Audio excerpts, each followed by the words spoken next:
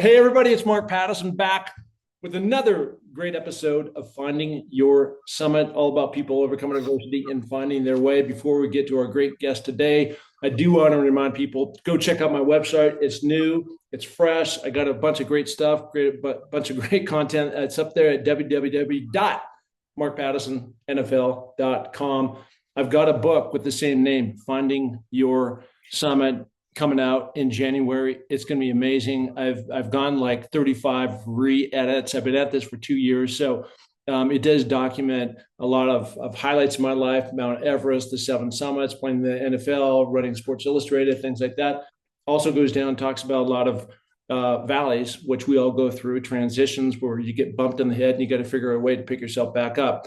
I'm also out there on the circuit keynote. If you need me to come in and speak to your group, let me know. I also have a free PDF download called What's Your Everest. Everybody's got their own goals on what they want to do, and you can get in there and it documents how you accomplish different things. Okay, on that note, let's get into my amazing guest. I've been on his podcast like 43 times. His name is Steve Azar. Steve, how you doing? Hello, Brother Mark. How are we feeling? How's the Delta? Well, it misses you a little bit, actually. But it's good, getting through the holidays and getting into the new year. Everything that we're doing, always good to make it to the next one. So next chapter, 2026. But yeah, it's been good, and we've been very, very busy. I mean, I feel like I'm spending more time making music and playing than I did in my heyday. So sort of a resurgence, a new hope, I guess, crop load of hey, it's awesome in my later wonder years, Yeah, so let's talk about that a minute because it's going to talk about longevity in a second. But I just want to set this up for the listener. So Steve Azar and I have been buddies for a long time. We originally met when I was playing for the New Orleans Saints, and then we'd go up. Steve's originally from the great state of Mississippi. I go down there every year and participate in the Delta Soul golf tournament. We raise a bunch of money, and I've been doing this 6 or 7 years in a row. And every year I say I'm not going back because it's so hard to get there. And then Steve talks and I go back there and I have a great time. I'll be back again this next year, I promise. Love it. But Steve, back in his day, and even currently today, continues, like you just said, continue to make music. But there's a lot of like really amazing songs that he's pumped out over his career. Waiting on Joe, One Mississippi, Sunshine, which is my favorite. I don't have to be me till Monday, things like that. I'm actually wearing his shirt right now underneath my jacket with the same name. But let's talk about longevity, Steve, in the music business. There are so many people out there. There's all these new artists and up and comers that you see on The Voice, on American Idol. There's other music shows like that out there as well. But how have you been able to sustain this over, it's got to be at least 30 years when I used to come down to LSU and watch you play rock and roll up at those fraternities? It would have been, so you saw me in the late 80s. So Yeah. we start doing math. I've been doing this really pretty hardcore since I was 14. Yeah. So, had the garage bands but just didn't have a garage band. I was working. I mean, I was out playing, trying to figure it out. Went to make my first records, first songs I wrote when I was 13 or 14. Thought I was going to get a record deal then, wanted it back then. I had sports like you. I wasn't at the level. We were ranked. We won a bunch of state tennis titles, and I was a basketball player and played a catcher in baseball. All those things were important to me while I was sort of honing my musical skills. Music was going to be the thing that I felt like I could do like you did in the NFL. Something was working and giving me a little bit of hope along the way. People were coming to my shows in large numbers when I was younger. So it sort of led me to the next step and the next step. And whenever I got to a crossroads, I was at a point where I believed. And I felt like there's no way I could be wrong because people can't be wrong when they come see you. Yeah. I was getting to be a better songwriter. I went through some funky times as a songwriter. I think I was probably better younger than I was 10 years into it. I think my instincts were better. And when I started to try to figure it out myself, I started to lead myself. It was fun. It was the one you saw, the version of me you saw, but lyrically and sort of where my voice needed to fit, I hadn't found that yet. And growing up in Mississippi, you're caught between all of these musical styles. And at some point, you got to find the honest you to make it the distance. So, yeah, I mean, but There was a lot of stops and starts, Mark. A lot of tragedy with bands and members, and finally got to the point where I started having hits. I was 37 when I had my first hits. That's a long time, but I was already doing it, and I had publishing deals and this and that. So I'd never stopped, but I knew I had to have hits to be able to talk to you today and be able to go, I'm still doing it. At some point, you had to matter nationwide, globally, to a certain extent, and being a regional success was only going to last so long. So I worked really hard at that part, and traveled all the arenas and did all that stuff, and eventually moved my family back to the birthplace of America's music here in the Mississippi Delta, where I'm many generations back, and serving as a music and culture ambassador of the state, and have the official state song after 60 years. Appealing the one that was there, and you can imagine what that was like. So, big part of Mississippi history now, and our children's book is in legislature to be second grade curriculum during Read Across America Week. That's based off the state song. So, it's just a whole lot of things that you would never expect to happen, that you can't even go into it going like, that's what I'm gonna have happen.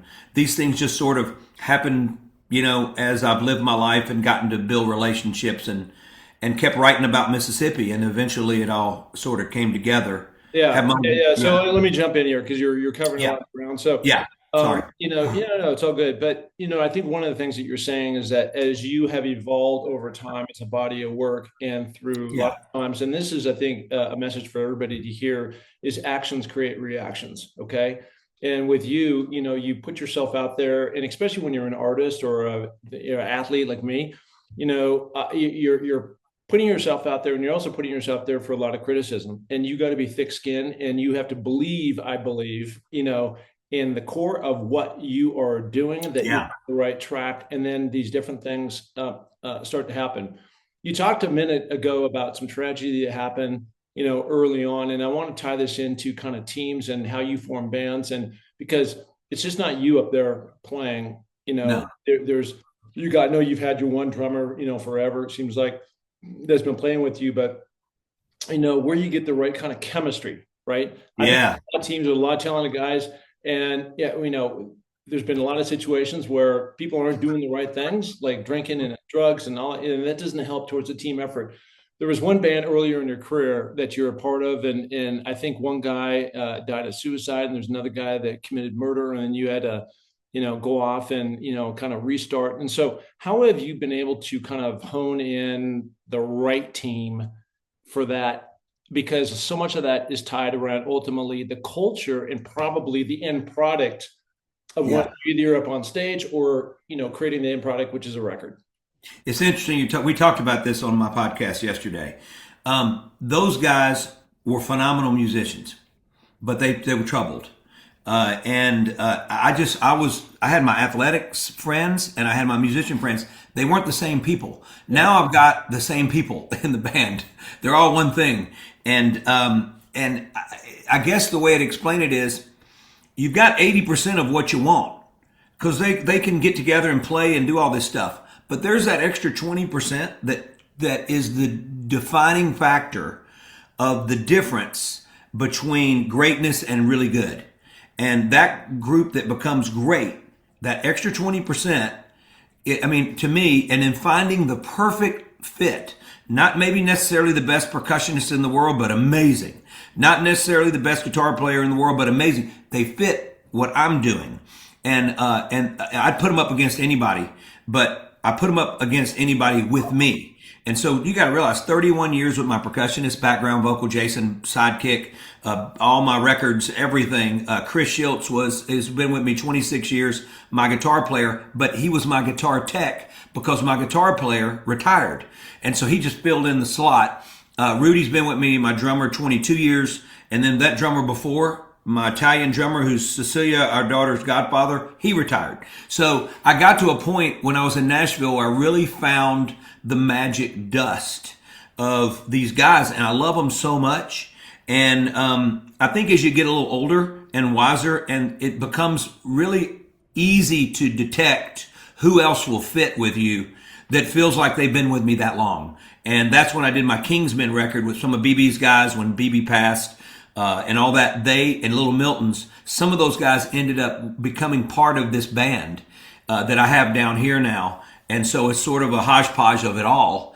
And man, I got to tell you, it needs no rehearsal. It's the weirdest thing. These guys just get it, and so it's easy. Is the best way I can explain it. Making records is easy with them. Playing live is easy with them. And it's like it's a joy. I mean, and when you get a curveball, you call an audible. Everybody's on the same page with the audible.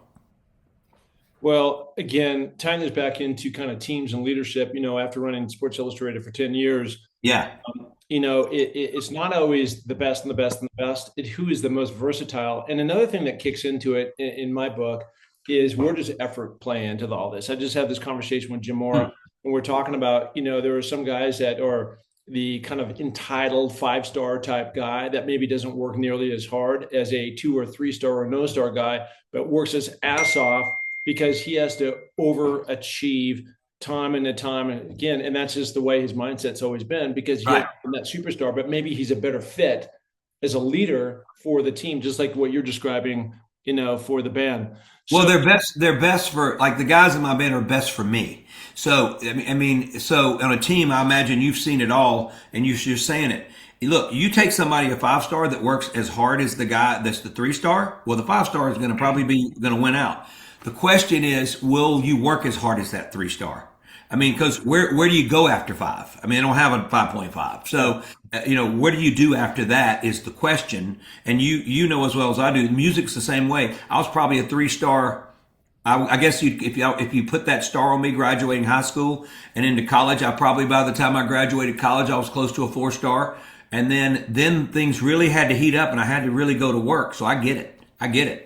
Yeah, one of the things, one of my kind of classic sayings is, and I've had this way back when, it was one of my coaches who's since passed, way back when I was a freshman at the University of Washington, Coach Ray Dorr, but he used to always say, it takes a little more to make a champion. And so, that's that extra, right? And that competitive greatness, which is really, and I think this is really where you fall in when you start talking about competitive greatness.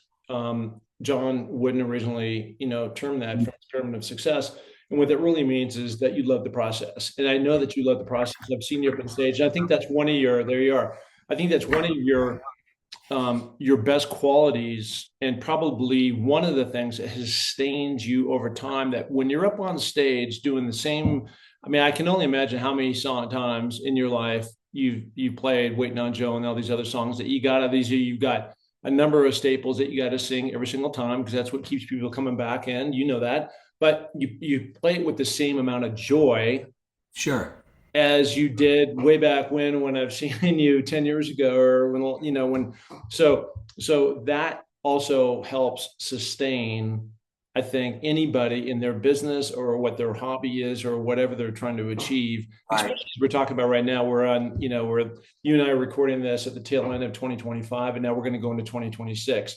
And Right. what can you find that joy and happiness in the things that you do that's going to be the super power to get you over the edge and the sustain? I mean, you're in your 60s now, just like me. I can't believe it. It's not true, but but I want to talk about this for a minute, which is,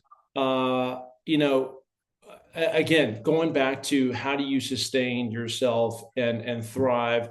You probably have no desire to retire like me, but yet you've got the One Mississippi song, which I love, and that's become the state song, as you mentioned earlier in the intro. That's one, and then you are constantly maybe it's the region down in New Orleans and places like that, for these people bringing you in to a lot going on, right, with the riverboats and all that kind of stuff. Yeah. Well, we got the #1 show on the Mississippi River for 3 out of 3 years. And we just had the highest rating in history, they said, on the last show of the 94th show. I've got a 9-year deal. It's my own resident show. I get to do all my Mississippi songs. Well, no, it would take me 4 shows to do all my Mississippi songs, but I get the chosen group. But it's so funny how life sort of we moved back home. It was sort of on a whim. I mean, things were really going well for me at that point in Nashville. I'd left Universal, had my first hit in a while on my own label, which was way more challenging and more satisfying than being on Universal. And because we did it on our own. And then all of a sudden, and just came off the big Bob Seger tour. It was #1 in the land, and I just felt like we were thinking about our kids and letting them get a shot of this Mississippi thing in the Delta, and if it did anything like remotely close to what it did to me, passion wise and fight wise and love affair for what I do. Oldest was a filmmaker, youngest was all into culinary. They're both still doing that. And our middle son, was a basketball player. He excelled here. He was a special basketball player, but he's a doctor now. I mean, the bottom line is it changed their path. Growing up in a small town also gives you opportunity. And when they were in Nashville, maybe, I remember our seventh grader got cut for the first time he had ever gotten cut from a basketball team. And that hurt him pretty bad. But then when we moved here, he became the star. And there was nobody that was on that team that got cut that could take him on by the time he was a senior. So he worked really hard. But those are the things that gave them a chance to realize failure is going to happen. Not fair is going to happen, whatever you call that. But how hard can you work past that? And I have failed so many times in my musical career. But it's like a batting average, If you can bat close to 300, then you have a heck of a career. So, and also, I know you talk about songs. I don't get tired of the ones that it took me forever to write. I mean, when I finally got it right, you never get tired of it. It's like you running that post pattern. How sharp can you make those cuts? How open can you get? The slant, whatever it is, going deep, the curl. I mean, did you ever get tired of trying to run the perfect route? No. Time No. and time. Yeah. Yeah. Yeah, that's actually a really good point. So let me ask you this question. Yeah. So what you see a lot of times, so let's just go back and talk about, a couple artists like Paul McCartney or some of those guys like that. And so much, I mean, you could go on and on with this list, so I won't, but I'm just as a big example that everybody knows who that is. And so much of the creativity, it seems like, happens when they're in their late teens and early 20s. And then, they just kind of feed off that career. I'm not saying that he necessarily fed off that career because he's continuing to make music, but yeah. I'm saying that there's this creativity explosion with some artists that happens. And then later in life, it seems like some of that creativity and where these songs are going to pull out of the sky that drip down into you and then out on your guitar, and then you turn them into songs. Like, have you found that to be a unique thing that slowed you down, or are you just as creative as where you were back then as you are now? I'm more in control of the time, where it used to drive me crazy. Wake up in the middle of the night, write notes, think of all this, driving, see something, hear somebody say something. It was literally all day, 24/7. You couldn't get songs out of your head. It was good, but it wasn't good. So when you got to a point where you knew that you could stop and pause and rest and let the song come to you, then the songs wrote themselves. It got way easier. So I deal with like artists. I mentor and I produce, and everything is just so more relaxed. And we don't have a clock on us. But the other day I'm working on Steve Cropper, who's one of the greatest. For folks that don't know Steve Cropper, him sitting on the dock of the bay, wait till the midnight hour, Green Onion. Play It, Steve, from the Blues Brothers. That's Steve Cropper, Stax, Memphis. And working on a documentary with our buddy Joe Norelli, who comes to the Delta Soul, big donor and huge donor. And we were up for the Grammy record with Alice Cooper last year. And so those are the little things that keep you going. But they're big things. But no, it's the fact that I get to keep working. But a buddy of mine, James House, and James has written most of Joe Bonamassa' songs over the last, say, 6 albums, a lot of them. And then he also wrote Broken Wing for Martina McBride, I Ain't That Lonely Yet for Dwight Yoakam, In a Week or Two, all these great songs. Yeah. James and I wrote probably 40 songs in a stretch in Nashville. And I called him and I said, hey, I got this song I got to write. They've already sent the music, which is unusual for both of us. We usually write, everything comes together. Music, melody, lyrics, it all happens at one time. It gets cooked together. And so we had this melody. I said, I have an idea. I think I hear money, money, money. And so I had sent him the text. We were going to Zoom. We had never written Zoom before, via Zoom. Yeah. I swear, and he texts me this. I text him these lyrics. He texts me this. We got on Zoom. We had technical difficulty. We went over it one time that afternoon. I recorded it, sent it to him. Done. It's probably going to be in the movie and on the soundtrack. And I'm going. It took us 5 minutes. And so I think what happens is you prepare yourself for these moments by just constantly doing it. And then when you know what you're supposed to do, the task is at hand, then you're capable of just backing up and just let it write itself. And that's what happens now. And you sort of your mind is so clear, but it's very creative and imaginative as it was as a child. I think you go through periods where it's not, but I think if you do it long enough, then you sort of revert back to those instincts, but you've got all this knowledge. And when the two collide, then it becomes easy. Yeah. Well, you've been doing this, like you said, a long time. I can only Yeah. imagine kind of like, you know, taking Tom Brady again, trying to make a football analogy out of this, but when you've been doing it a long time and you're in your 40s in his case, and he was out there and he was quarterbacking, right when you come in, even though you're switching from New England to Tampa Bay, you're Yeah. literally able to come right in and just start directing and telling people what to go and where to go, what to do. You see defenses in a certain way. And so I can only imagine when you get in the studio, you know what buttons to push and how to get Yeah. this thing going and everything else. And it's very turnkey.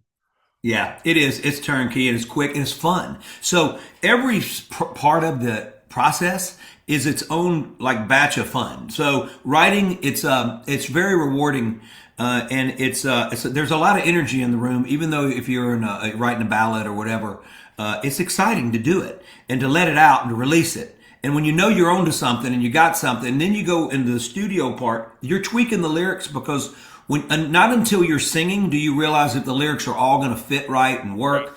And so then you're tweaking those lyrics. Never have I gone in and done a song where I haven't tweaked lyrics because that's when you hear yourself doing it, and that's fun. And then when you finally get to go out and play it live, man, that's the icing on the cake. Like it's like I said, I think Mark, I kept wanting to do it when I was failing because I couldn't wait to get back on stage. And I knew that I got to play these songs on stage. I can't let those songs go away and never get to do what I did when I was younger. These songs deserve it. The ones when I was younger maybe they weren't as good, but you couldn't have told me that at the time because I believed in it. Also, there is no plan B.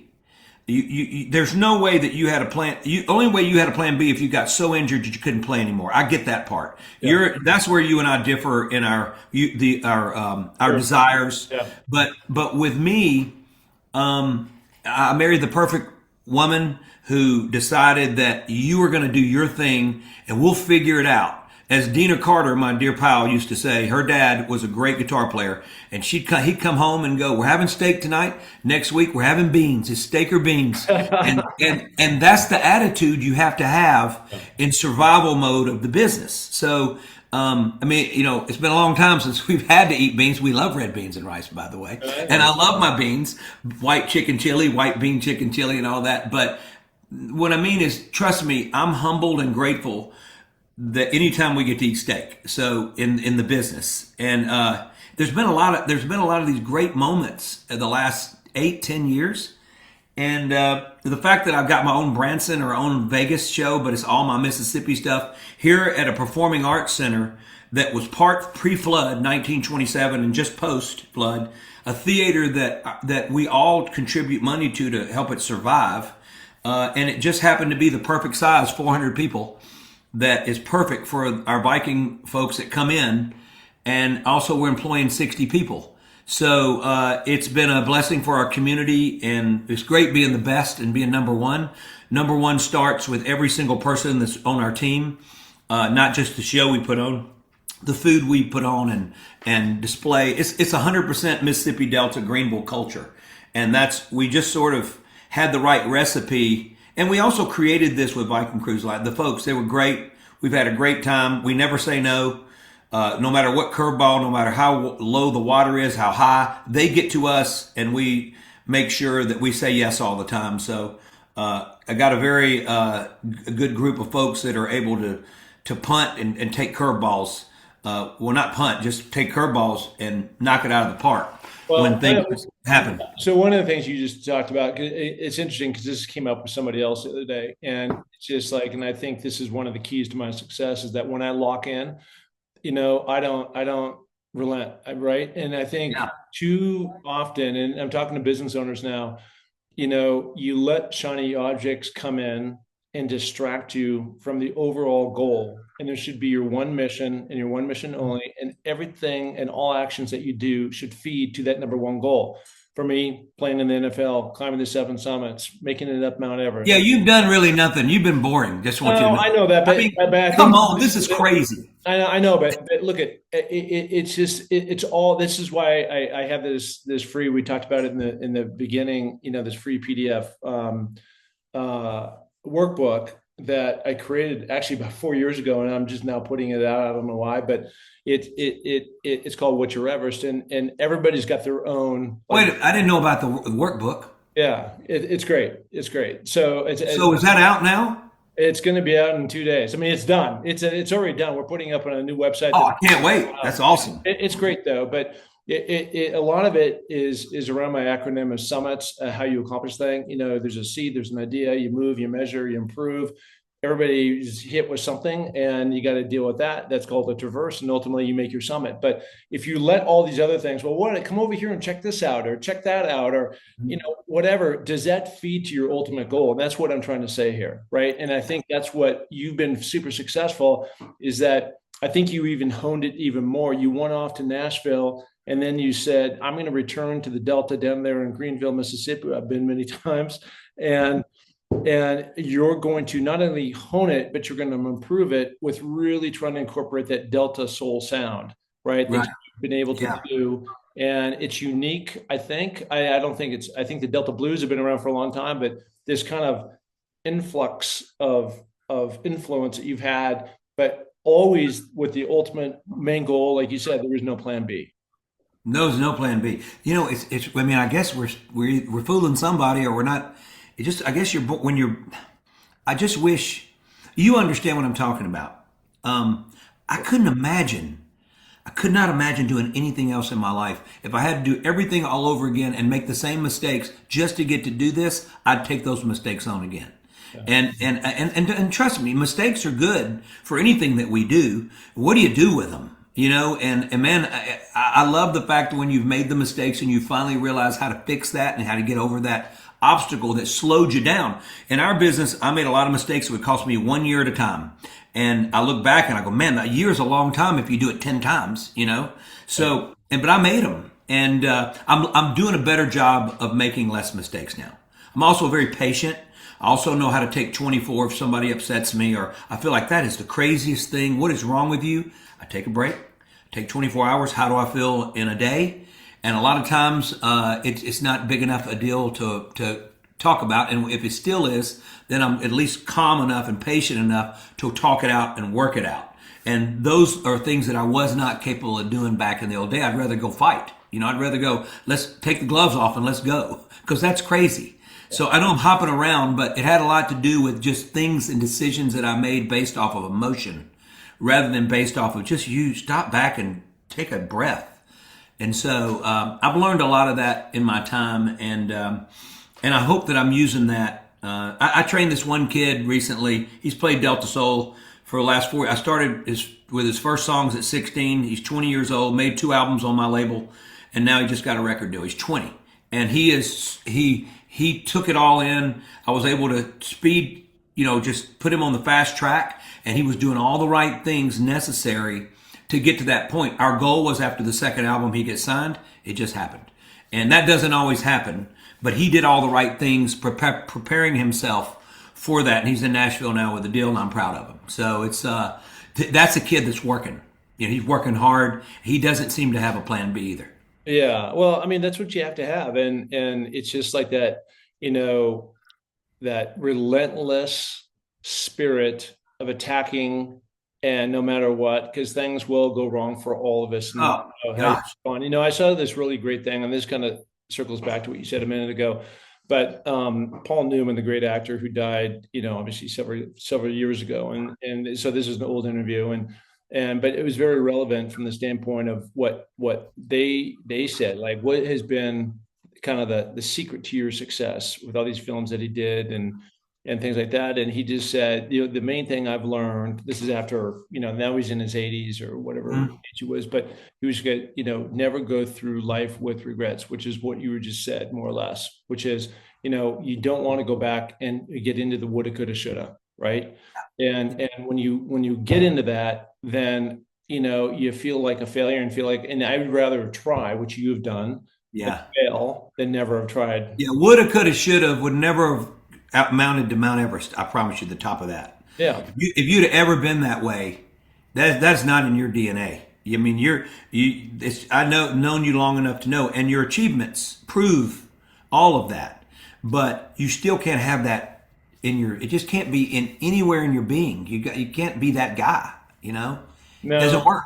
Well, and here's the beauty about it is that, and this is what I want everybody here is that everybody, I'm not unique. You're not unique. Sorry, pal. You're not unique. I know I'm not special. I know. No, but nobody is, but we're all special. And I think that's really, and with the capability. And so then that gets down to choice on, do you want to give up something or not on your dream? Do you want to go for it? Do you want to step into something new in 2026? Right. Yeah. And I think, and I'm going through some really healthy transition, but it is also a part of the land of unknown when you haven't, like, just if you're going to write a record, you don't know if it's going to blow up or not. Yeah. So you just don't know. So let me ask you this, because we're going to have to hop off in a few minutes. Yeah. Where can people find you? I also know I want to promote this really quickly because I've been on it 50 times, which is called the Mississippi Minute, which is his podcast. In a Mississippi Minute. Yeah. And you can find that, I'm sure, on Spotify and other places. You've been on it 1,000 times. Yeah. Also, we have a new podcast that you've been on. You're the only guest we've had with Randy Harrington and Mike, the Monk Guy Farrell, and myself, called Resonance. That you can actually, that's one that's viewable and it's everywhere you stream. It's a leadership podcast. These guys have consulted some of the biggest CEOs in the world. And I got to know them, and we decided to do one. And it makes a lot of sense. Obviously, I wanted you to be our first guest. I felt like that what you've accomplished made all the sense in the world, and I was grateful that you did that. But the guys loved you, by the way. And then, I've got my at steveazar.com. You can get sick of me there. And my YouTube channel, Steve Azar Live, and that's my fan Facebook page. So it's been a good thing, big, beautiful life. And I can't wait to have you down on the Mississippi Soul in June. I will be there. I'll be there. The one thing I'm still waiting on, not Joe, my Summit song. Oh, I know. You have Sunshine. Why would you want anything else? Well, that's true. I mean, that's, No, I'll write you a Summit song. I'll write you I'll write whatever you want. I want a Summit song. Okay, I know you. I know you. And Sunshine is my. I mean, I think it was either Oprah or Taylor Swift said it was the favorite song of all time. But it was all part of their thing. Yeah. Yeah, it was all part of their thing. But I'm still waiting. I mean, that is my Summit song, but I'm waiting. All right, I got to do it. I like the fact that that's my Summit song. I like that title. Love it. You're saying it right now. I mean, maybe that's my Summit song. On and on and on and long. Hanging on. That's my Summit song. That's my. See, look, dude. All right there. There you go. It's magic. All right. When you're barely hanging on, right? I appreciate you coming on. You're one of my dearest kind of resident friends that live in Mississippi. Well, you're my brother. Favorite. Yep. Yeah, we're brothers in that kind, and I appreciate you coming on and always share the love too going on your podcast. So thank you so much.